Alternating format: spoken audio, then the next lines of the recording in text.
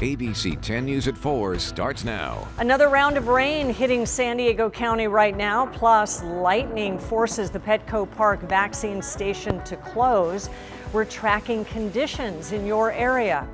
And former NFL player Kellen Winslow Jr. sentenced today for multiple sex crimes. And as schools prepare to get students back into the classroom, we take an in-depth look at how they'll handle illnesses other than COVID-19.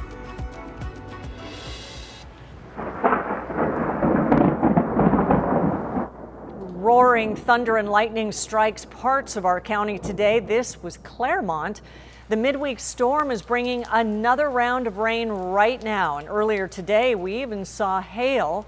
A dusting of snow hit our mountain communities as well. So let's bring in ABC 10 News weather anchor Melissa Masiha. She's been tracking it all for us throughout the day. Mel.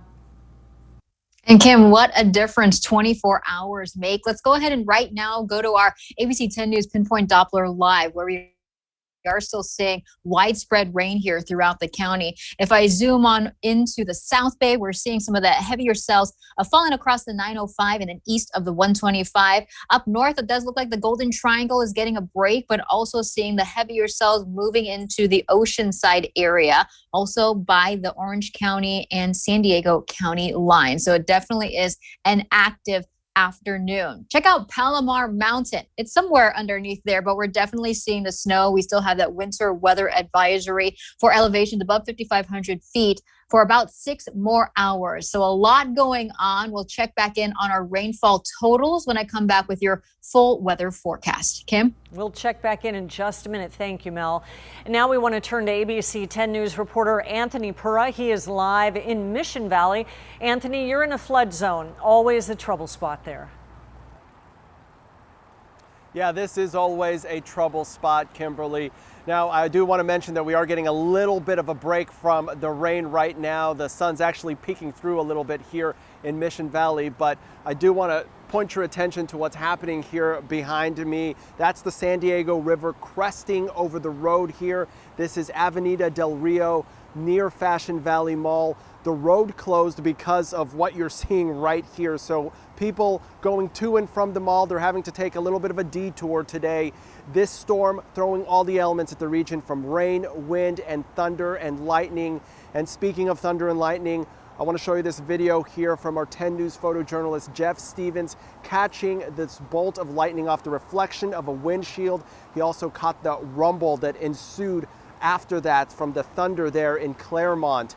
Now, that area also saw heavy rain today, as well as many regions in the area. Very active afternoon and morning, but the weather making for some treacherous conditions on the roads as well.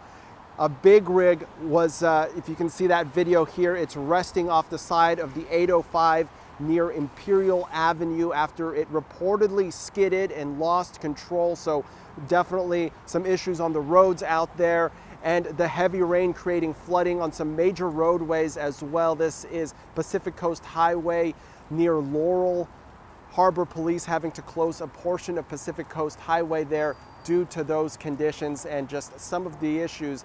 This is what we're seeing here, just some of the issues caused by the storm as it moves through the area. Back out here live, again, we are getting a little bit of a break out here from the rain in Mission Valley, but we will keep an eye on the skies and check back with you again in later editions of ABC 10 News. We're reporting live, Anthony Pura, ABC 10 News. Thank you, Anthony. You even got photobombed by a skunk, so that is a first in that area, but we'll check back in. Thank you. Lightning caused the downtown Petco Park Superstation to briefly shut down this afternoon. A spokesperson told ABC 10 News that the site paused operations at noon due to safety concerns with the nearby lightning. They also said it would reopen as soon as authorities deemed it safe. That came about 1 p.m., but traffic was severely impacted, causing a significant backup. The site just reopened today after having been closed since Saturday due to a shortage of the vaccine. That's the second weekend in a row that it was closed because of a shortage. It also closed in January because of strong winds from a winter storm. A few hours ago, we talked to 2 people stuck in their car in that line today. They were here to take their grandmother for her second dose of the Moderna vaccine.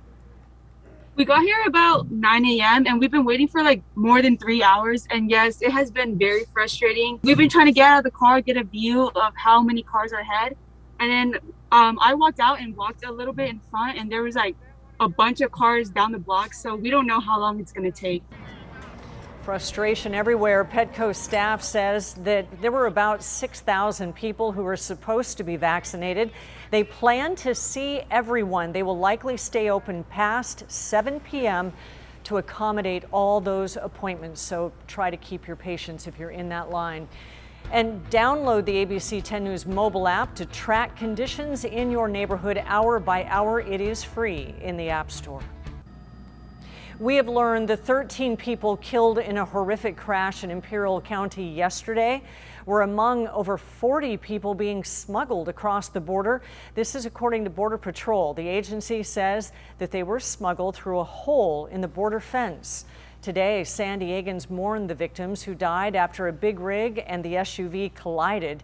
People placed candles and crosses at the Growing Memorial in Chicano Park.